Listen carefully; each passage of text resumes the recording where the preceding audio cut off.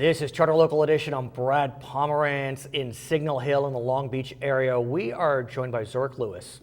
He is an elected trustee with the Cerritos Community College District. When he was elected in 2014, he was 21. Sir, and I do call you sir, you were 21 when you got elected to a pretty significant position, Community College District. How'd that happen? Well, thank you first for having me on this show. I'm happy to have the invite. And to answer your question, it all started back in 2008 when I had the political bug bite me. I was in junior high, flipping through the channels in spring break, having nothing better to do, and I see the presidential debate happening, and they start talking about the financial crisis, the national debt, and so many other national issues, and I think, this kind of stuff actually matters, and so... I was kind of that kid too. Yeah. When I was in 6th grade, we had to write a paper about what do you want to be when you grow up? And I think I wrote about becoming president or something silly like that. But I get it. I mean, I was that nerd just like you were. Yep. Okay. Still am. Still am. So how do you get from 2008 to 2014? You're studying at Biola University. You're a senior. Your parents had gone to Cerritos College. Yes. But still, how do you make that jump?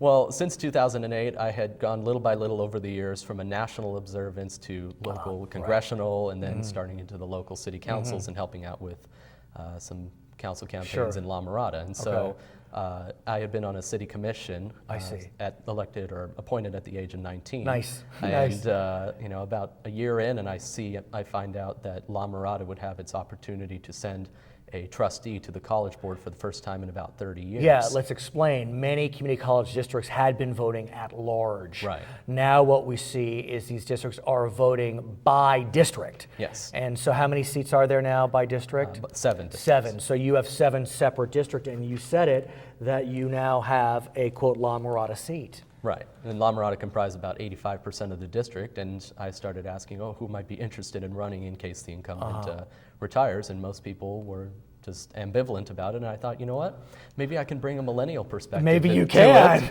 And I got a quick snap of support and said, go ahead and do it, and I went out and knocked on every door that I could and ended up winning. And I've been serving for a year and a half. And so you did not defeat an incumbent. No. It was an open seat, but you did defeat a challenger. Yes, I did. Be that as it may, God bless whoever that person was. How was that? I mean, fortunately, you present as older than 21, so that may have helped, but still. Yeah. How was it? Tell me about walking, talking, campaigning. Well, first of all, I made sure that I grew a beard during the election. Exactly, that was smart. And my biggest supporter was definitely my father. Who, nice. And being an only child, they only had one chance to make a good I know. child. They managed to do it. They managed to do it, I think. And he went out walking with me in basically all of La Mirada and the city of Norwalk, and Cerritos, South Whittier. And the response from a lot of people was, "What's a college trustee?" Right. Yeah, first of all. That's true. And talking about issues of what's happening in our community and how we, as a community college, can be that beacon on a hill to bring people, young and old, to get an AA degree, transfer to university, or just even classes for edification. Tell us about election night. Election night, I saw that the absentee ballots had come in, and I was winning 60-40. Oh, so that's a good sign. And I thought, okay, well, maybe the election day results are going to be different. You might have done this, and that. And my number only increased. Okay. And it was called very early for my race, and I was very thrilled to learn about that. Fantastic. So give us a sense what you have been doing the last year and a half. A lot of exciting times in community college.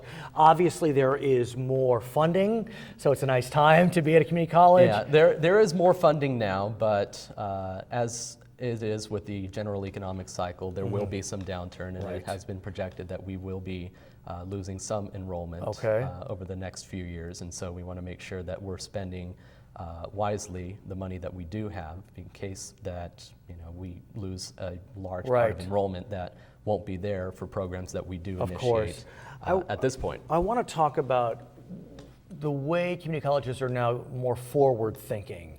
When I was growing up, community colleges, I mean, I don't mean to cast any criticism, but they tended to be second chance institutions. Sure. Yeah. It's not that way anymore. I mean, there are plenty of very intelligent folks that will start a community college for a whole variety of reasons and then transfer. But you're looking to help folks who are in high school that want to be able to even start getting those community college or college credit during that era. Talk to us about a bill that was recently passed by, the sponsor was Chris Holden, AB 288, dealing with dual enrollment. Yeah, AB 288, dual enrollment allows, and by the way, I want to say that it was unanimously passed in both houses of the legislature and signed by the governor. And it allows for fewer restrictions for community colleges and K-12 school districts to partner to make sure that high school students have the opportunity to get college credit before they even graduate high school, whether that takes the manifestation of a middle college program where the students, after completing most of their classes at the high school, will then come to the community college to take some STEM classes that are geared more towards teaching in science, technology, engineering, and math. And there are about 60 students that currently do that right now at our school. But in addition, what does that look like? How does that work? Sure. So, the student will go to their normal high school in the morning, and then in the afternoon at about 1 o'clock, they will head on over to our campus, and then we will have our own professors teach classes that are geared towards teaching courses in math and but science. Is it for high school students exclusively, or It's for high school students exclusively, for those young minds that have a passion to teach in the sciences. But they're still getting their college credit. They get a college credit, and they get about 21 units of college credit when they finish that middle college program before they even graduate. It's called middle college. Middle college. Explain. I'm not familiar with this. Tell me. Yeah, middle college is, it is what it is. It's kind of like middle school. Right. You know how you go from elementary to high it's school? Middle college. It's the same kind of concept going from high school to a college. Okay. As you know, there are also several community colleges that are either partnering with four-year institutions or launching their own bachelor degrees as a result of a bill known as SB 850 by State Senator Marty Block. Where is Cerritos on this front? Well, Cerritos has already taken the initiative to partner with Northwoods University to have a four-year degree on campus. Northwoods is a separate university from Cerritos College, and they have a building on our campus. Oh, really? So that students... Is it private, public? Is it for profit?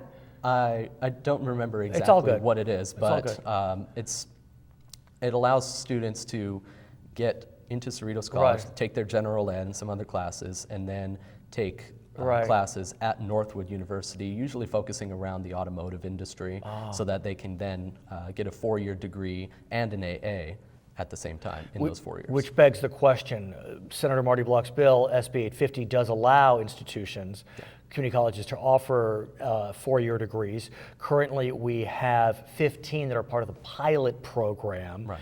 I think there is one institution that offers automotive. Rio Honda, which is not far. No. We're going to see how those programs go. Is Cerritos looking to bridge that and move toward a four-year degree for itself once the pilot ends? Yeah, we're definitely looking forward to offering four university types of degrees and making sure that students have the opportunity, even at such a local area, to be able to get those degrees necessary to compete in our economy, especially when the biggest increase in demand has been home health care and the nursing industry. Right. And so we want to make sure that once the 8-year trial period has gone for those 15 different colleges, that we jump on the ball as soon as possible to make sure. You mentioned nursing, and some of the frustration about the program as it's set up now is there's a requirement of non-duplication with a CSU or UC major. Right. And we know there are CSUs and UCs that have a nursing major, and yet we have a dearth of nurses. Are you looking to see if that can be adjusted in some way so that there isn't that non-duplication to allow a school like Cerritos to offer a BA in nursing or otherwise? Yeah, no, we will work with whoever we need to make sure that we have those opportunities at any college campus for students who have the passion and have the desire to get into nursing and to fulfill that gap of nurses that we have in our economy. Very impressed. Very impressed, Mr. Zurich Lewis. He is a trustee with the Cerritos Community College District. He's 22 years old, I must say. My name is Brad Pomerance, Charter Local Edition.